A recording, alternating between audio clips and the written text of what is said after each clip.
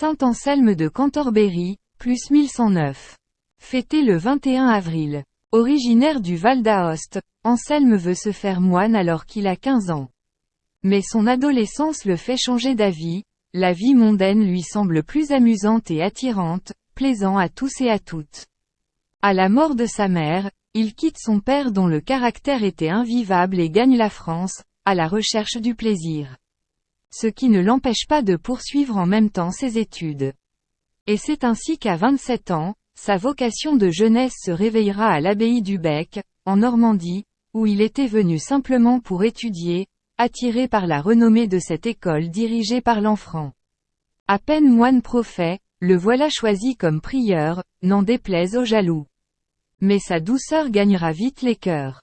Il est élu abbé et mènera de front cette charge et une intense réflexion théologique, selon lui, puisque Dieu est le créateur de la raison, celle-ci, loin de contredire les vérités de la foi, doit pouvoir en rendre compte.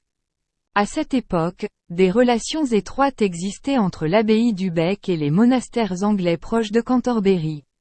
En 1093, lors d'une visite de ces monastères, saint Anselme se retrouve élu évêque de Cantorbéry. Son attachement à l'indépendance de l'Église contre les prétentions des rois d'Angleterre lui vaudra plusieurs exils. Il aspire à retrouver la paix du cloître, mais le pape ne l'autorise pas à quitter sa charge. C'est donc au milieu des tracas occasionnés par sa réforme de l'Église d'Angleterre qu'il mène à bien l'œuvre théologique qui lui vaudra le titre de « Docteur magnifique ». Citation. Celui qui n'a pas cru n'expérimente pas. Celui qui n'aura pas expérimenté ne comprendra pas. La science de quiconque a expérimenté l'emporte sur la connaissance purement intellectuelle.